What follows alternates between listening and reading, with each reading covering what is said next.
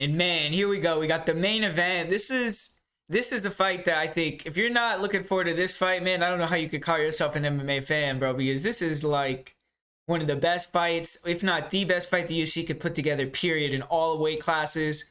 We arguably have the greatest action fighter in UFC history, Charles "Do Bronx" Oliveira, who's on an absolute tear, taking on the protege of Khabib, Islam Makhachev, who's on a 10-fight win streak. Charles Oliveira has won 11 in a row, and this is actually the first time in UFC history that two fighters on 10-plus fight win streaks are going to face off. And this fight almost feels nostalgic in a way. It's like the MMA gods are saying, we couldn't give you Tony versus Khabib, so here's this fight to make up for it. And Islam is the betting favorite, but I feel like Charles is the A side, the public favorite in this fight. It's kind of a switch from Charles' last four fights, where I feel like he was more the B side in those fights, and not the public was thinking his opponent was going to get the jump on him. Now I feel like people have turned into Charles Oliveira fans after he decimated their favorite fighters like Poirier, Chandler, Gaethje, Ferguson. But Islam's on a 10-fight win streak, and he's shown absolute dominance, but he's not really fought many names a casual fan would recognize. He's only fought one fighter who was ranked at the time they faced off in his entire 10-fight run. And a lot of his tougher fights, they were fights where his opponent came in on short notice. For instance, when he fought Bobby Green, Dan Hooker, Arman Sarukian, all those guys took the Islam fight with limited preparation time. Dan Hooker was the one ranked fighter Islam fought during this run of his, but he's 1-4 in his last 5 fights, Hooker.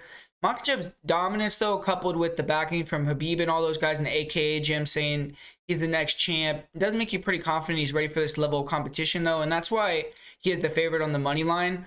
Charles is once again coming into enemy territory, going into Abu Dhabi here to fight Islam Makhachev, and he just did that in his last fight where he went to Justin Gaethje's hometown and fought Justin Gaethje there. And I think Charles will have it under control with the weight, but making weight is always something you have to worry about for an Oliveira fight. Obviously, that's why there's a vacant title here in this one. And with it being in Abu Dhabi with the travel and all that, there is a potential that there could be some funkiness going on, but I hope not. I don't anticipate it, and I think we're in for one of the best matchups in MMA history. And when you look at the fight, I mean, it's pretty basic and obvious what both these guys want to do. I mean, I hear people like talking to Charles like, oh, you hear Islam saying he's going to want to bring it to the ground and finish you on the ground. Like, what do you think about that? It's like, I mean, obviously he can't strike with Charles. It's not like he's has the option, oh, I'm just going to keep it standing and fuck him up on the feet. I mean, I'm pretty sure that, his path to victory, and like everyone knows, is to get it to the ground. So Islam, he's obviously going to be trying to come forward in that southpaw stance and back up Charles, get him near the cage and shoot in on him. And he has to really do a great job disguising his takedowns, setting up his takedowns in this one, because he's fighting a guy, I know he's fought other grapplers, other jiu-jitsu guys that, he's holding his hat on that. I've heard him talking about that, but those guys aren't the same as Charles Oliveira, man. They're not opportunistic submission artists that are really good at hitting submissions when you shoot in on them and things like that. So I think it's a different ballgame with Do Bronx. And another thing about Do Bronx, especially more recently, is you can't get this guy to go backwards, man. I mean, he's willing to take shots, keep coming forward, and he's just a Terminator. And I think to hit takedowns in the open mat, it's going to be harder for Islam than people think. I think that he's definitely going to have to get it against the cage and use that cage wrestling in the clinch to get the takedowns. I don't think he's going to be able to shoot from a distance to get Charles Oliveira down, and I don't think he's going to be too comfortable shooting from a distance because Charles has a lot of weapons, man, outside of the guillotines and being able to hit submissions when people shoot in on him. He has the knees, he has the uppercuts, and he's very long and proficient with all those weapons. So the guy's a freak. I mean, Charles Oliveira is a straight savage, and he's been proven in recent fights, and I've kind of been riding him in all these fights. He's been the underdog in a lot of them, and he's the underdog once again here. And this time I do think it, is more warranted than when he was the underdog, for instance, against Dustin Poirier and other fighters like that, because we do have a guy in Islam Makhachev that has a dominating style. And if he can get on top of Charles and get Charles tired, we have seen Charles in the past get caught in submissions after fatiguing and things like that. But a lot of the times that Charles has been getting caught in submissions and things, it was at 145 after he had weight cut issues, and it wasn't the best camp, wasn't the best version of Charles. And I think it's a much different ballgame with Charles nowadays. So I don't really see it quite going down like that. But I think on the feet, Islam is fairly technical, and he might be able to land some shots, but I don't think he is going to drop Charles or give Charles any danger that any of the recent opponents have. I think Charles is going to be looking to throw a lot of leg kicks in this one, try to chop the leg of Islam with the calf kicks, and that'll really help take away his wrestling in the later rounds if he really can get to that leg. And then just pressure him and keep Islam on the back foot. Don't let him back you up towards the cage.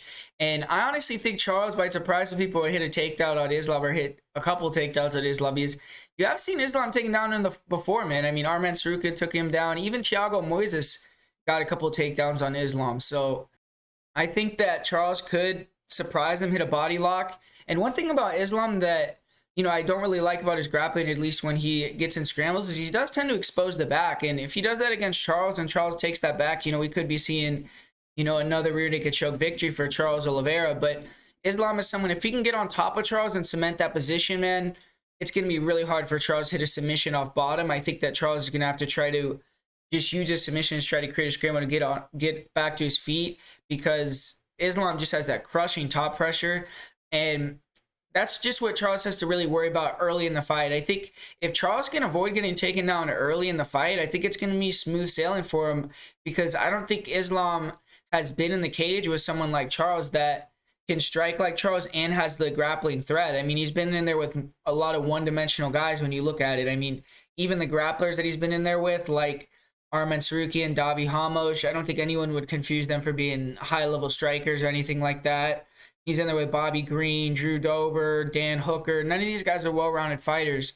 The only fighter you could argue was super well-rounded skill set was Thiago Moises, and that was the toughest fight that went into the 4th round for Islam. So, honestly, man, I just feel like Charles is on another level than all these guys right now. I think he is getting a lot of disrespect again, and he's going to have to come to Abu Dhabi to fight Islam, and that's after having to go to Phoenix to fight Justin Gaethje. And I feel like the UFC should get behind this guy. Even though he doesn't speak English, he's able to connect with the fans in a way that not a lot of people are able to do. And he's a big draw, man. I feel like Charles Oliveira, if he could beat Islam Makhachev, he's going to be one of the biggest stars in the UFC. So I think Charles is going to come in here, and I think he's going to get the submission, man. I feel like he's going to make Islam expose the back, which I've seen him do in multiple fights. And I think he's going to catch a rear naked choke on Islam. And I think on the feet, he might kind of hurt him a little bit a few times before he submits him. And I feel like Charles is going to look good in this fight. I think if Islam wins, it'll be dominant. If Charles wins, it'll be fairly dominant. I feel like it's just one of those fights where